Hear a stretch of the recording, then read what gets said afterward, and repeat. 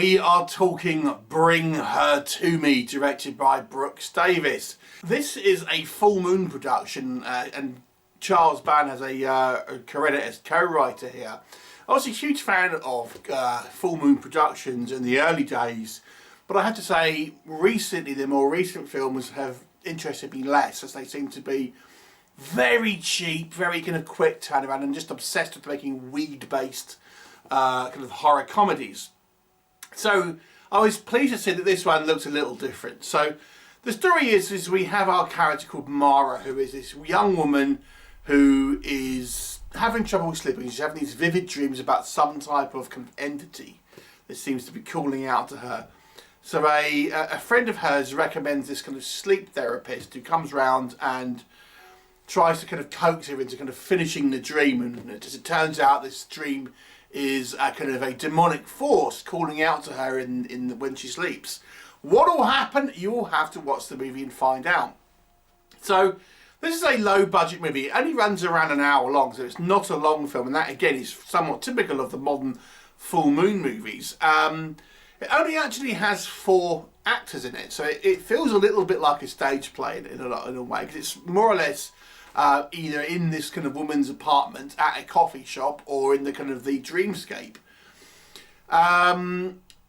What did I like about it? So it being a short film, it is quite a punchy film in regards to kind of like, you know, plot progression and things like that. It did give me a little bit of a 80s vibe. It kind of reminds me a little bit of the movie Rage War, which is probably better known as Dungeon Master, which was an Empire movie production. But it had that kind of like, you know, that kind of like that sort of alternate dimension with lots of kind of dry eyes, and kind of 80s looking. I kind of dug it to a certain degree. But I will say I think some of the kind of the makeup effects are pretty solid. So we have this kind of like demonic entity who has kind of both a human form and a kind of demonic form, and I kind of quite liked it. This because this other character has got a kind of like sort of 2 forms as well. But I thought the makeup effect, clearly a low budget affair, but still was actually kind of quite good. I thought our central actress here made a kind of quite a compelling lead character. I mean, there's not a lot of characterization, but I think what she does, you know, does deliver on the scarce amount of characterization we did get. You know, I thought she did an okay job. I was kind of bought into the character and everything.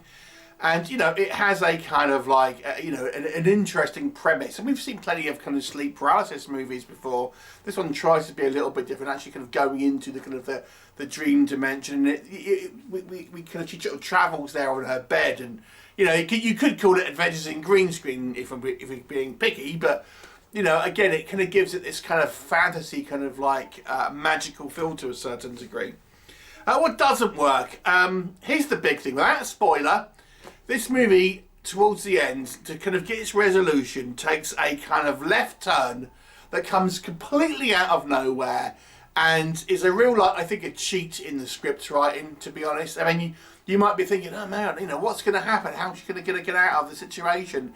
And then the movie does this kind of like, aha! It pulls this card out, and it's like, that is ridiculous. It is ridiculous. And the ending of this movie is horrible.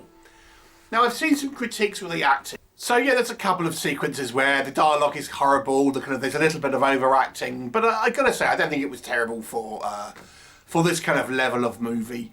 It just feels like particularly kind of a small scale film. You don't really feel like it's leading to very much.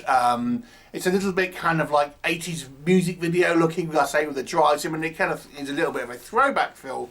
But it feels like it's just kind of done on one kind of soundstage, or, you know, a small set that's been built. As I mentioned, there's a little bit of kind of like hokey kind of CGI and stuff, as well as the kind of the hokey dialogue and things like that.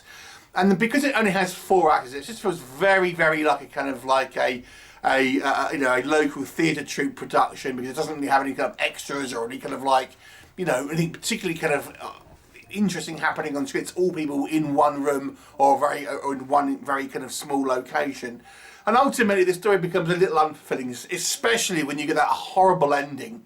I have to be honest with you, it's probably a little bit disappointing. It's not a terrible film.